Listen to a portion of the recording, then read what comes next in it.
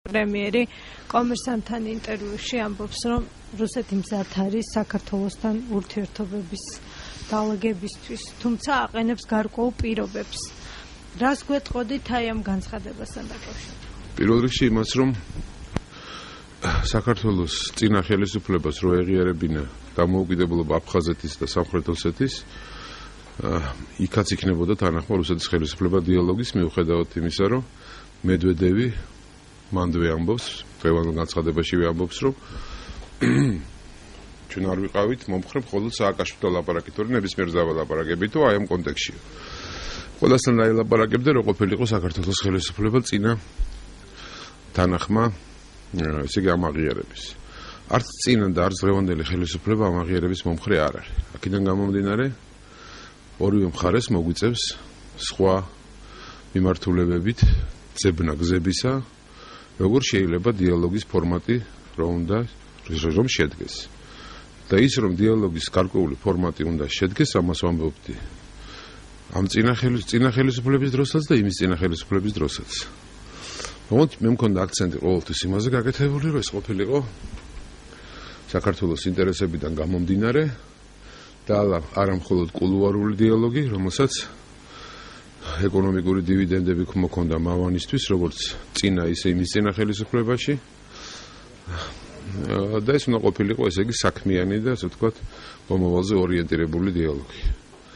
ასე რომ გაგვიჭირდება, მაგრამ უნდა მოვძებნოთ ხალხს გზები, იმიტომ რომ აფხაზეთში და ეგრეთ წოდებულ სამხრეთ ოსეთში არსებული სამხედრო ბაზები, ეს არის დამოკლეს მახვილი საქართველოს სახელმწიფოებრიობას.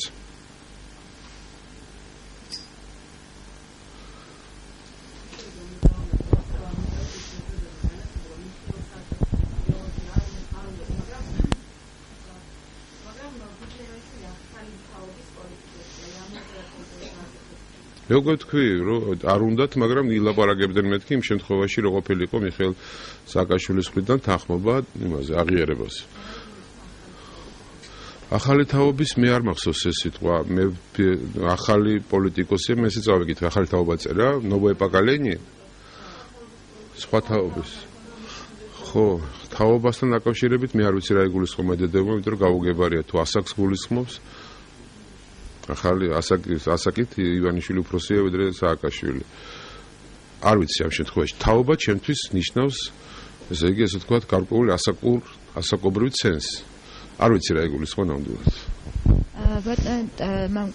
ანუ აღიარებასთან დაკავშირებით ახალ ხელისუფლებასაც გარანტირებულად შეგვიძლია ვთქვათ, რომ ზუსტად იგივე პოზიცია უჭირავს, როგორც წინა ხელისუფლებას. გასაკვირველია, ყოველ შემთხვევაში მე შემიძლია გითხრათ, რომ ისთანაც რა დონეზე მქონია საუბარი, ეს იქნებოდა პრემიერი, ეს იქნებოდა საგარეო საქმეთა მინისტრი, ეს იქნებოდა მინისტრი რეინტეგრაციის საკითხებში, ეს იქნებოდა პარლამენტის ტერიტორიული მთლიანობის აღდგენის კომისიის ახალი თავმჯდომარე. ყველასთან მხოლოდ ასეთი შეფასება მომისმენი ამ ფაქტის, რომ საქართველოს თვის ეს ტერიტორიები არის დროებით ოკუპირებული და მათ დაბრუნებისკენ გადაიდგება სერიოზული ნაბიჯები. გაჟღერდა თითქოს უნდა მოხდეს შეხვედრა რუსეთს და საქართველოს ხელისუფლებას, საქართველოში ახალ ხელისუფლებას გულისხმობენ ლიდერებს შორის დასახელდა, რომ ეს შეხვედრა იქნება ევროპაში. რამდენად რეალურია, თუმცა ცნობილია და ვიცით, რომ ოფიციალური შეხვედრა ვერ შედგება, სანამ დიპლომატიური ურთიერთობები არ იქნება აღდგენილი. თუ შეგიძლიათ რა ამ მე არ ვიცი, მე ამ შეხვედრის თაობაზე არაფერი მსმენია, მე ვიცი, რომ ასეთი ტიპის შეხვედრისთვის იყო გამზადებული ზურაბ აბაშიძე, თუმცა კრემლის მდუმარებიდან გამომდინარე, ეს შეხვედრა ჯერჯერობით არ შედგა, თორე ეს შეხვედრა უნდა შემდგარიყო. სხვა ასეთი ტიპის შეხვედრებზე მე არ მქონია, არ მაქვს ინფორმაცია, მაგრამ ლოგიკიდან გამომდინარე შემიძლია გიპასუხოთ, რომ ვერანაირი შეხვედრა თუ არ შედგება, არა მხოლოდ იმის გამო, რომ დიპლომატიური ურთიერთობა არ არის, არამედ იმის გამო, რომ საქართველოს ხელისუფლების, საქართველოს მთავრობის პირადი წარმომადგენელი ჯერ არ არის მიღებული მოსკოვში. ანუ ის ჯერ არ შეხვედრია მოსკოვის შესაბამის ემისარს, შესაბამისი რანგის ემისარს. აქედან გამომდინარე, ვერანაირი არაოფიციალური შეხვედრა ვერ შედგება, თუ არ იქნა წინასწარ მოლაპარაკებული თემები. და ხა თუ ზურაბ ჯვანია მოსკოვში არ მიიღეს, მაშინ აბა რა იქნება მოლაპარაკებები და ხა ისე ხელის ჩამოსართმევად არ ამგონია რომ ერთმანეთს შეხვდნენ. აბაშიძე იგულისხმეთ ხო? ჟვანია თქვით. აბაშიძე ვიგულისხმობ. რას როგორ ფიქრობთ, რატომ არ მოხდა მიღება აბაშიძის და კონკრეტულად რას ელოდებოდნენ? ანუ რა შემთხვევაში მიიღებდნენ, კიდევ რა ნაბიჯს ელოდებოდნენ ქართული? ე კარგი კითხვა. საქმე ის არის, რომ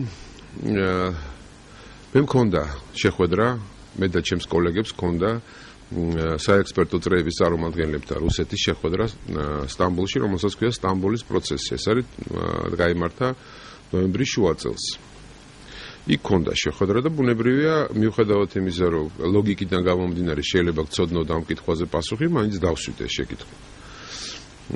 იქ ძალიან არაორაზროვნად და გასაგებად აგვიხსნეს. მოსკოვში ჯერჯერობით აგვირდებიან პოლიტიკური სტრუქტურების დალაგება საქართველოში და პოლიტიკური ერთიანი კლიმატის შექმნა საქართველოს ხელისუფლებაში. მარტივად რო ვთქვათ, ჯერ მოსკოვში ზუსტად არ იციან რა უნდა დღევანდელ საქართველოს ხელისუფლებას საერთოდ. რუსეთისგან რა უნდა და არ იცის რა ტიპის ნაბიჯებს გადადგამს საქართველოს ახალი ხელისუფლება დაკარგული ტერიტორიების მიმართ. ანუ დეკლარაციები, რომელიც კეთდება, ზოგ შემთხვევაში არის თქვათ სხვადასხვა ტიპის. იმიტომ რომ თქვათ იგივე ტერიტორიული მთლიანობის საკითხი ეჭქვეშ არ დგება, მაგრამ ტაქტიკა, ანუ სტრატეგია ეჭქვეშ არ დგება, მაგრამ ტაქტიკასთან დაკავშირებით სხვადასხვა მიდგომების დემონსტრირება ხდება სხვადასხვა პოლიტიკური ფიგურისაგან.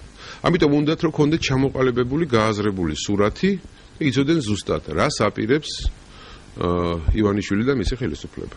ეს სურათი ჯერჯერობით არ აქვთ. ასეთი იყო მათი კითხვა, ეხლა მათი პასუხი. ეხლა მე ვფიქრობ, რომ პრინციპში ეს ასეა და დღეს საქართველოს ხელისუფლება იმყოფება ერთგვარ მანევრულ რეჟიმში. ანუ მანევრებს აკეთებს. ჩვენ მოწმენი ვიყავით იმისა, რომ რამოდენიმე ჯერ შეიცვალა ბიძინა ივანიშვილის ვიზიტების გეოგრაფია უცხოეთში. მართალია ეს არ არის ერთი შეხედვით უბრალოდ ეს არის ჩვეულებრივი ამბავი ხდება ხოლმე, მაგრამ ამ შემთხვევაში ჩვენ უფლებას ვიტოვებთ ივარაუდოთ, რომ ესეც აი ეს ვიზიტების გეოგრაფიის შეცვლა გამომდინარეობს პოლიტიკური კონjunktურიდან, სიტუაციიდან. ამიტომაც ვფიქრობ, რომ გარკვეული პაუზა, რომელიც მოსკოვმა აიღო, მას ამის საფუძველი ალბათ აქვს. ფიქრობს, რომ ჯერ შეხედოს, როგორ გავითარდება მოვლენები და მერე მიიღოს გადაწყვეტილება. თუმცა ეს არის პირველი პუნქტი. მეორე პუნქტი მდგომარეობს იმაში, რომ თვალისთვის უხილავად მოსკოვის აქტიურობა საქართველოს ტერიტორიაზე და კერძოდ დედაქალაქ თბილისში საკმაოდ მაღალია. მე ხაზზე გავუსვი სიტყვას თვალისთვის უხილავად. უამრავი საზოგადოებრივი ორგანიზაციის წარმომადგენელმა, კულტურული ორგანიზაციის წარმომადგენელმა, ცნობილმა პიროვნებამ მოუხშირა თბილისში ვიზიტს და გარკვეულ პირადული კონტაქტების დალაგებას. მე არ გამოვრიცხავ, რომ ეს არ არის მათი კერძო ინიციატივა და ამის მეშვეობითაც გარკვეული ზონდაჟი ხდება. გასაგებად ხო მე მგონი? ანუ ეს არის ორი პარალელური პროცესი. ერთის მხრივ რუსეთის ხელისუფლება თავს იკავებს, რომ დაინახოს, გაარკვიოს ზუსტად რა უნდა საქართველოს ხელისუფლებას, მეორეს მხრივ ზონდაჟის რამდენიმე ხერხს მიმართავს. ეს არის ღია, აი როგორც მე მოგახსენე საზოგადოებრივი ორგანიზაციების და უბრალოდ კერძო პირების და არ გამოვრიცხავ მეორე ტიპის ზონდაჟიც იყოს. ეს არის დახურული ფორმატში, ანუ დაზვერვის მუშაობა. და მესამე აუცილებელი იქნება მედიის პოზიციების, მედიის ანალიზის, ქართული მედიის ანალიზის. მე მგონი ყველაფერი ამის მერე რაღაც დასკვნას გამოიტანენ ბოლოს მოსკოვში. როდესაც აცხადებთ, რომ რუსეთმა პაუზა აიღო, ანუ მათთვის ცნობილი იყო მიხეილ სააკაშვილის მთავრობის დროს არსებული პოზიციები, რომ არ მოხდებოდა აღიარება, არ მოხდებოდა ურთიერთობების აღდგენა ოფიციალური, სანამ ოკუპირებული იყო ტერიტორიები. როდესაც ფიქრს იწყებს რუსეთი, ეს იმას ნიშნავს, რომ აი ამ რომელიმე პუნქტში ის ელოდება დათმობას საქართველოდან. რა აქვს თქვათ საფიქრალი? საფიქრალი არის ის, რომ მიაქციეთ ყურადღება, ხლა ვამბობ, ანუ ის რომ მოსკოვისთვის იმ პერიოდში აბსოლუტურად ნათელი იყო დასავლეთის ცალსახაზე გავლენა მაშინდელ ხელისუფლებას. დღეს, როგორც მე მგონია და ჩემი გამოცდილება ვკარნახობს, მოსკოვისთვის ეს სურათი ასე ნათელი არ არის. მოსკოვმა მარტივად რო ვთქვათ, არ იცის, რამდენად მაღალია დასავლეთის ინსტიტუტების ზეგავლენა საქართველოს დღევანდელ ხელისუფლებას. აქედან გამომდინარე, პაუზა აქედანაც შეიძლება იყოს, ასე ვთქვათ, განპირობებული.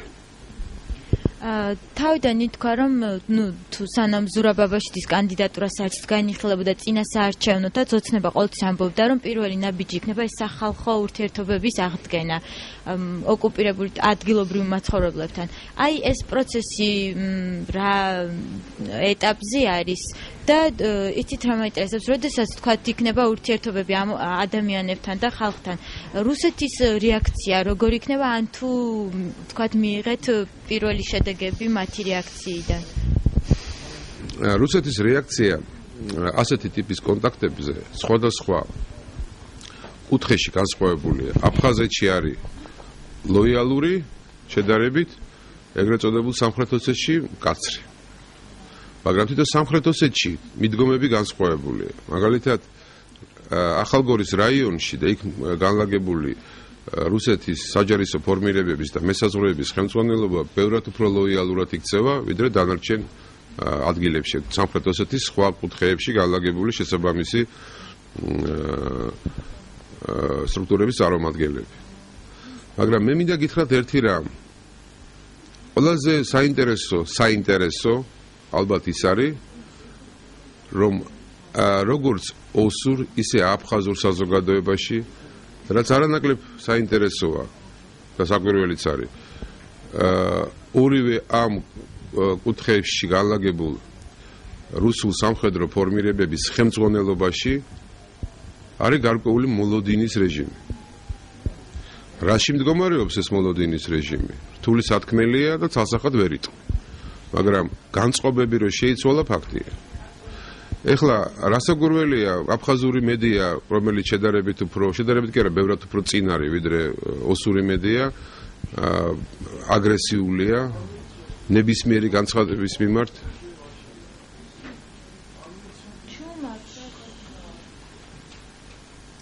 აფხაზური მედია ბევრად უფრო აგრესიულია, ვიდრე სამხრეთ-ოსური მედია და ნებისმიერ ნათქვამს თბილისში განსაკუთრებულ ყურადღებას აქცევს. მაგრამ საზოგადოება, მე მაქვს კონტაქტები იქაც და იქაც. საზოგადოება სხვადასხვანაირად უდგება იმ პროცესებს, რაც საქართველოში, დანარჩენ საქართველოში მიმდინარეობს და უნდა ითქვას, რომ ეს სხვადასხვანაირი მიდგომა განსაკუთრებით სამხრეთ ოსეთში ძალიან ისეთი მაღალი საკეთილდღეო მოლოდინის შემილია დავარქვა. პირველ რიგში ისინი ფიქრობენ, რომ გაიხსნება სავაჭრო გზები. ცხინვალი არის ძალიან მძიმე მდგომარეობაში ეკონომიკური თვალსაზრისით. აბსოლუტურად არის დამოკიდებული მოგესალმებათ რუსეთზე. აქედან გამომდინარე ისინი ფიქრობენ, რომ ესე იგი დღევანდელი ხელისუფლების სათავეში მოსვლით ეს საქმე გამარტივდება. ანუ ისინი ივაჭრებენ და სოციალური სურათი შეიცვლება ცხინვალში. აი ამას ფიქრობენ ისინი. როგორც ჩანს, აფხაზეთში არის ეს განწყობები, მაგრამ ბევრად უფრო დაბალი ხარისხის. და კიდევ ერთი მაინტერესებს, როდესაც აი ზაქარიშვილი ჩვენ ერთმანეთთან უგველაპარაკა, ცალკე შევხვდროთ. მითხარი. როდესაც თავიდან ბატონ ბიძინაც ამბობდა და ზაქარიშვილისგანაც ხშირად გამიგია, რომ საინტერესო უნდა გახდეს გავხადოთ საქართველოს აი ამ ადამიანებისთვის. როგორ ფიქრობთ, აი ახლა როდესაც ერთი თვეა გასული და თქვათ უკვე კეთდება განცხადებები, როგორი იქნება ახალი მთავრობა ხალხისთვის, მათთვის იქნება ეს საინტერესო? იცი რა შეასახმე, ფსიქოტიპს უნდა იცნობდე კავკასიელის და კონკრეტულად ამ რეგიონის მაცხოვრებლის. მათთვის ზოგ ხშირ შემთხვევაში გადამწყვეტი მნიშვნელობა აქვს სოციალურ კეთილდღეობას. ეხლა რომ ჩაატარო მაგალითად აი ჩვენ გავაკეთეთ გასული კი არა ივლის-აგვისტოში გავაკეთეთ ესეთ პატარა სოციოლოგიური გამოკითხვა და ჩვენთვის იყო აბსოლუტურად მძიმე სანახავი ის რომ ძალიან მძიმე სანახავი ის რომ ქართული საზოგადოების გარკვეული პროცენტისთვის საკმაოდ მაღალი პროცენტისთვის ოკუპირებული ტერიტორია იყო მეორე და მესამედი ასე იგი თემა არ იყო ესე იგი პირველ პლანზე ერთ-ერთ პირველ პლანზე არ იდგა იგივე მდგომარეობა იქაც პოლიტიკური საკითხები ხშირ შემთხვევაში აქტუალური ხდება იქ მედიისა და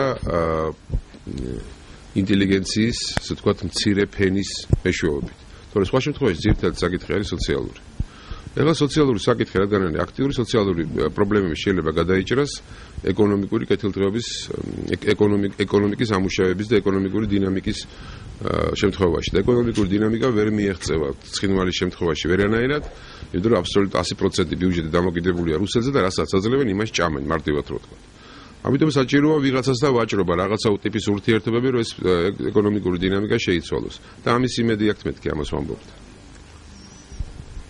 კიდე ბატონ მამკა მინდა ბოლო პერიოდის დაკავებებთან დაკავშირებით გითხოთ თქვენი დაკავებებთან დაკავშირებით გითხოთ თქვენი ოპონენტები ამბობენ რომ ეს არის რევანში ასევე ბიძინა ივანიშვილიც და უმრავლესობის წარმომადგენელი ბატონ ლევან ბერძენიშვილი აკეთებს განცხადებებს რომ არ არის გამორიცხული დაისვა სხვა მაღალჩინოსნების პასუხისმგებლობის საკითხი რას გვეტყვით თქვენ რამდენად შეიძლება იყოს ეს ნეგატიურად დასახული ქვეყნის იმიჯზე საგარეო პოლიტიკურ საგარეო დავიწყოთ ამითი რომ კარგი იქნება კარგი კი არა აუცილებელია რომ საქართველოში სამძებრო საქმე იყოს ისე დაყენებული რომ ნებისმიერი პირის დაკავება იყოს იურიდიულად აბსოლუტურად გამართული ამის მიღწევა წლების განმავლობაში საქართველოს შინაგან საქმეთა სამინისტროს სამძებრო ორგანოებამ ვერ მოახერხეს. ეს არის აუცილებელი. როდესაც გაქვს არგუმენტები, მაშინ სამდე მართალი ხარ. როცა გაქვს შეთეთხმილი ბრალდება, მაშინ გასაგურველია დაზარალებული ხდება პოტენციურად უდანაშაული. აი ეს არის მთავარი ჩემთვის, თორე ნებისმიერი ადამიანი შეიძლება იყოს დამნაშავე სხვადასხვა ხარისხით შეიძლება ეს სისხლის სამართლის დანაშაული იყოს და შეიძლება ჩვეულებრივი ყოფსაყოფო ცხოვრება დანაშაული იყოს. მე დამნაშავის ისე რა დონის დამნაშავეც არ უნდა იყოს მისი ესე ვთქვათ სამართლებრივი დევნის წინააღმდეგი არ შეიძლება ვიყო. გინდა წინა ხელისუფლებაში, გინდა ახლანდელ ხელისუფლებაში და გინდა ჩვენ წრეში. მე გულისხმობ თქვენ პოლიტიკური ძალის შემადგენლობაში. მთავარი არის რომ იყოს აქ კონდეს არგუმენტი და იყოს გამოძიება ჩატარებული დონეზე. მე რის წინააღმდეგი ვარ ეხლა მოგახსენებთ. მე წინააღმდეგი ვარ რომ ამას კონდეს რევანშისტული ფორმა ერთის მხრივ და მეორე წინააღმდეგი ვარ რომ იყოს დანაშაული შეფასება და განაჩენი არაადეკვატური. აი ამის კატეგორიული წინააღმდეგი ვარ. იმიტომ რომ უნდა გითხრათ რომ უამრავი ადამიანი რომელიც მუშაობდა სტრუქტურებში დამნაშავე იყო იურიდიული თვალსაზრისითაც და მე ხომ მოგიყვებით ამის შემთხვევას მაგრამ მე არ ვთვლი რომ ყველა ესენი უნდა დაისაჯონ აუცილებლად იმიტომ რომ მაშინ უამრავი ხალხი უნდა დევნა უნდა ესე იგი უნდა მოაწყო კუდიანებზე ნადირობა უბრალოდ. აი მაგალითად დავიღოთ ყავლაშვილის შემთხვევას გიორგი ყავლაშვილი. გიორგი ყავლაშვილი იყო ვინც აღჭურვა და გამოაგზავნა გიორგი საბაშვილი რომელმაც მე ჩამწერა როგორ ვაძლევდი ფულს ძალიან კარგად გახსოვთ ხო? ეხლა საბაშვილი იყო ადამიანი რომელსაც ჰქონდა გარკვეული დავალიანება სახელმწიფოს მიმართ და ამის გამო ის აიძულეს რომ ეს გაეკეთებინა. დაგეგმვა ეს ყველაფერი გიორგი ყავლაშვილმა. მე როგორც დაზარალებულს მაქვს თუ არა უფლება შევიტანო პროკურატურის საჩივარი ყავლაშვილის წინააღმდეგ გეკითხებით. მაქვს. მაგრამ მე ამას არ ვაკეთებ. იმიტომ რომ ყავლაშვილი ჯერ ერთი ისედაც დაიჩაგრა. ეხლა საპროცესო გარიგებით გამოუშვეს და მეორეც ერთი რომ ყავლაშვილი იყო სისტემის მსხვერპლი მიუხედავად იმისა რომ მაღალი თანამდებობის თანამშრომელი იყო ხო? იყო სამძებროს უფროსის მოადგილე. თუ სამძებროს უფროსი იყო საერთოდ აღარ მაქვს. მაგრამ მე ვთვლი რომ ადამიანმა რომელსაც ეს სისტემა შექმნა ის აუცილებლად უნდა დაისაჯოს და ამ სისტემის ერთ-ერთი ავტორი იყო ვაჟა ლილუაშვილი კუდის უფროსის მოადგილე ანუ აქ განსხვავება იმაში კი არა ჭანჭიკებს კი არ ვედავებ მე ვედავებ იმას ვინც სისტემა შექმნა ყველა თქვენ თაგანზე რომელსაც ოდნავ საზოგადოებრივი აქტივობა გარკვეული კომპრომატი არსებობს სამძლებო სტრუქტურებში აბსოლუტურად ყველაზე დარწმუნებული იყავით სხვადასხვა ფორმის ზოგჯერ საკმაოდ არასასიამოვნოს ხო და ეს არის სისტემა რომელიც ხნის და ანგრევს საზოგადოებას ამიტომ ვამბობ რომ ჩვენ გვაქვს ამორალური საზოგადოება აქედან გამომდინარე სახელმწიფოც ამორალურია და ვიდრე ეს არ აღმოიფხრება ყველა ეს ადამიანი ვინც ამას ხელს უწყობს ქვეყანა იყოს ამორალური და დაისაჯოს აუცილებლად რაც შეეხება მაღალჩინოსნების დაკავებას ჩემთვის არ არსებობს ადამიანი რომელიც შეიძლება იყოს კანონის გარეშე მაგრამ ეს არის ბრწყელი ფრაზა მე ამას ვაცნობიერებ სულ ყველა ამას ამბობს და მე მაინც არ ვღებს კანონს იმიტომ რომ საქართველოს იმდენად პატარა ქვეყანაა რომ ჩვენ მიჩვეული ვართ რომ დღეს შეიძლება პრემიერ-მინისტრი იყოს ან პრეზიდენტი იყოს და ხვალ ქუჩაში მოდიოდეს ფეხით და არაფერ განსაკუთრებულს არ წარმოადგენდეს ან გაისტუმრონ იმ ქვეყნიერად ხო როგორ ხდება ხოლმე ამიტომ მე ვთვლი რომ ეს კი არ არის მთავარი ჩემთვის არის მთავარი მაღალჩინოსნებს ჩემთვის არის მთავარი ის რაც უკვე მოგახსენებთ ანუ ვინც ქმნის ამორალურ სისტემას აი ეს არის ჩემთვის პირველ რიგში დამნაშავე და მე ეს სრულფეხობა მოდის დანარჩენი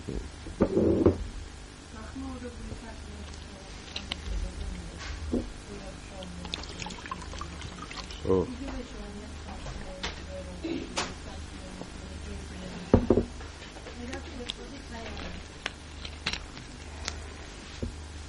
რა უნდა თქვი ახლა ჯვანია საქმე არის არა მარტო თქვა სისხლის სამართლის დანაშაული არამედ დანაშაული მორალური კატეგორიიდან იმიტომ რომ ჯვანია საქმე ჩემთვის აქვს სხვა ტიპის შეფერილობა ჯერთი ცინიზმი იყო ძალიან მაღალი დონის ცინიზმი უამრომა ხალხმა დაინახა ყველა შიშით გააჩერეს ყველაფერი გარდა ამისა ჩემთვის არის ამორალური ზუსტად იმიტომ რომ მე ხო ძალიან კარგად ვიცნობდი ჯვანიას და იმ გარემოცვას მე თვითონ ჯვანიას გუნდის წევრი ვიყავი თავის დროზე დამდენად ჩემთვის აბსოლუტურად წარმოუდგენელია რომ ადამიანები რომლებიც ჯვანიამ ხალხად აქცია პოლიტიკაში მოიყვანა გზა გაუყვალა მწვანე შუქი მისცა ესე იგი თქვა ცხოვრებისეული გზა შეუქმნა აი ეს ადამიანები ამდენი ხნის განმავლობაში დუმან და ხმას არ იღებენ და როგორც ახლა მე როგორც ესეთი ირიბი ინფორმაცია მაქვს ზოგიერთ მათგანმა ხელი შეუწყო ამ დანაშაულის მიჭმალვას აი მინდა ზუსტად ვიყო გაგებული ჩემთვის სისხლის სამართლის დანაშაულს არაა გადამწყვეტი მნიშვნელობა ამ ფაქტში ჩემთვის აქვს მნიშვნელობა ამორალურს აქციელს როგორც აფრასიძეევის შემთხვევაში და ზოგიერთ სხვა შემთხვევაში როგორც მაგალითად ბუტარობაქეთის შემთხვევაში როდესაც შეთითხნეს საქმე რომ ვითომ ბიჭებს იარაღი ჰქონდათ და ასე შემდეგ აი ეს არის საშინელება და ამაზე საზოგადოებას როცა მიაჩვენ მე საზოგადოება ვეღარ რეაგირებს ამის უარყოფით მხარეზე თორემ სისხლის სამართლის დანაშაული და კრიმინალი ყველა ქვეყანაში ხდება და ყველა ქვეყანა ებრძვის ამას მეტნაკლები წარმატებით